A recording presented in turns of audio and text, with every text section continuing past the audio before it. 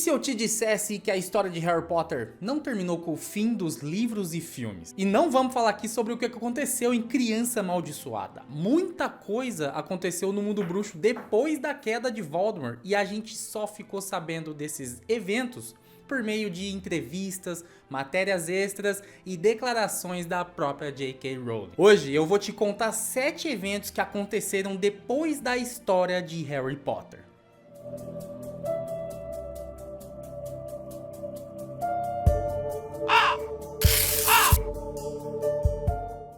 E aí, tudo bem? Eu sou o Tarcísio Yamamoto, rapidinho aqui, galera, já aproveita, deixa teu like, tua inscrição, se depois lá no final do vídeo você não gostar, você pode desdar o like, mas por favor, preciso muito da tua ajuda, tá? Já dê essa força pra gente, valeu de coração mesmo.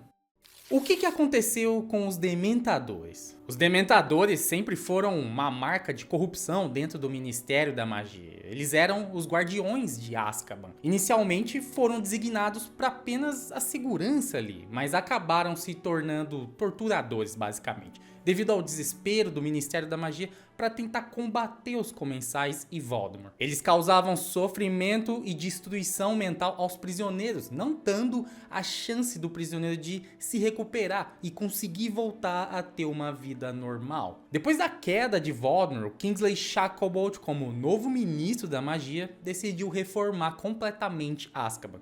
Uma das primeiras medidas foi acabar com o uso de dementadores como guardas da prisão, substituindo-os por aurores e outros sistemas de segurança. O que aconteceu com os dementadores depois de perder a função em Azkaban? Pouco se sabe. Talvez o ministério tenha arrumado alguma ilha deserta para essas criaturas misteriosas. Eu tenho algumas teorias. Se quiserem que eu faça um vídeo sobre isso, deixa nos comentários mais Harry Potter.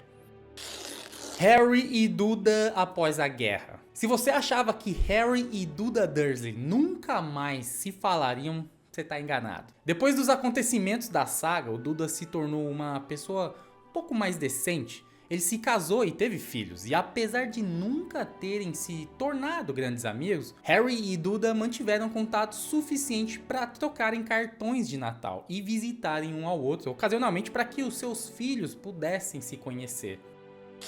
O destino de Dolores Umbridge. Se tem uma personagem que conseguiu ser odiada tanto quanto Voldemort, essa pessoa é Dolores Umbridge.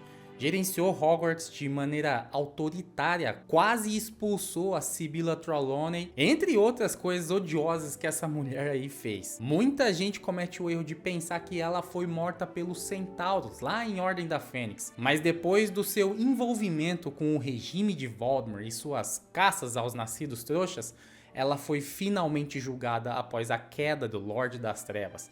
Considerada cúmplice das injustiças cometidas pelo Ministério durante o regime, Umbridge foi condenada à prisão perpétua em Azkaban, onde passou o resto dos seus dias.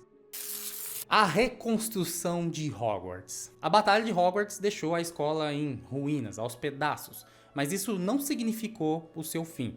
Imediatamente após a derrota de Voldemort, bruxos e bruxas de toda a comunidade mágica se reuniram para reconstruí-la. Com o tempo, Hogwarts voltou a ser um dos locais mais seguros e prestigiados do mundo mágico. Minerva McGonagall continuou como diretora por muitos e muitos anos, garantindo que a escola continuasse sendo um lugar de aprendizado e segurança para novas gerações de bruxos.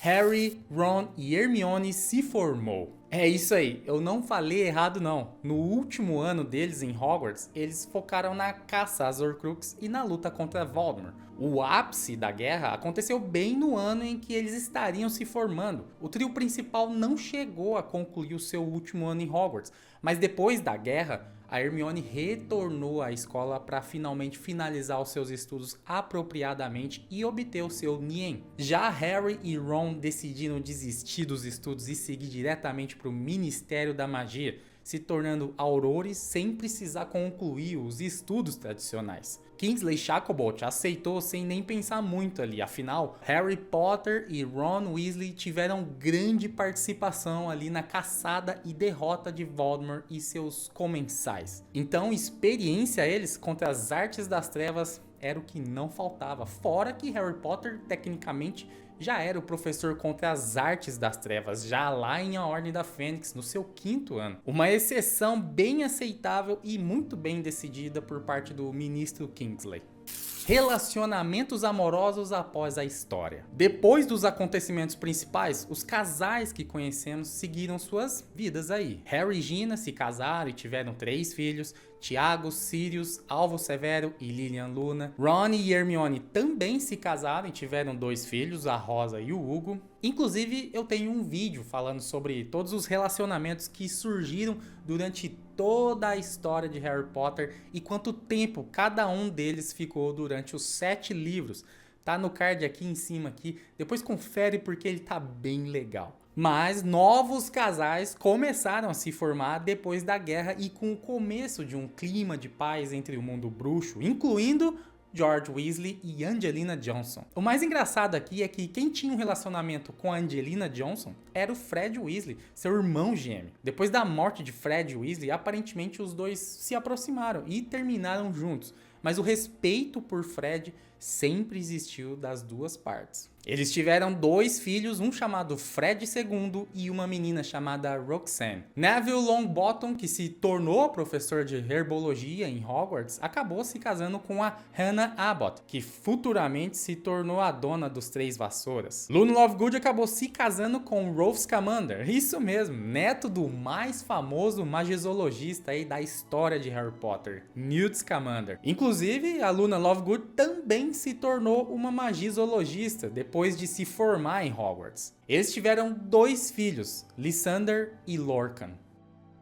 Petúnia e Harry Potter. Muita gente se pergunta se a Petúnia Dursley algum dia teve algum sentimento positivo por Harry. A verdade é que no fundo ela ainda guardava ressentimento pela irmã, a Lilian, a mãe do Harry, mas também um certo peso na consciência por tratar o sobrinho de maneira tão cruel. Em uma cena deletada dos filmes e algumas declarações a J.K. Rowling, é dito que a Petúnia quase foi lá se despedir de Harry antes de partir com a sua família, mas não conseguiu dizer as palavras. Também temos esse detalhe em Criança Amaldiçoada em um diálogo de Harry com o seu filho. Esta foi a última coisa que herdei da minha mãe, a única.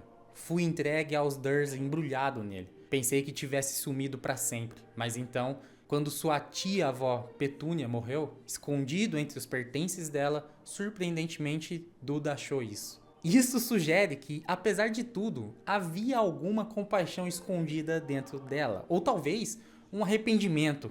Mesmo após o fim da saga principal, o mundo de Harry Potter continuou se expandindo, trazendo mais detalhes sobre os destinos dos personagens e da sociedade mágica. É interessante ver como o mundo bruxo seguiu em frente, mesmo depois de tanta tragédia, se transformou, se restabeleceu e, em alguns casos, até se redimiu. Tá aí, galera, mais um vídeo aqui de Harry Potter e a gente voltando finalmente a fazer vídeo de Harry Potter, que é um universo que eu amo tanto, né? Espero de verdade que vocês tenham gostado desse vídeo. Aqui em cima já vai estar passando mais 2 vidinhos aqui. Depois, se vocês quiserem, vocês clicam aí. Não é inscrito ainda não deu like. Esse é o momento, gente. Ajuda a gente aí, tá? Precisamos bastante aí. Dê essa força aí. Se puderem se tornar membros, ajuda mais um tantão e ainda a gente vai se aproximar bastante com o nosso grupinho lá, beleza? E eu agradeço de coração toda a ajuda que vocês dão pra esse canal aqui, galera. De verdade mesmo. Valeu de coração. Eu sou o Tarcísio Yamamoto. E a gente se vê no próximo vídeo aqui no canal. Valeu e fui!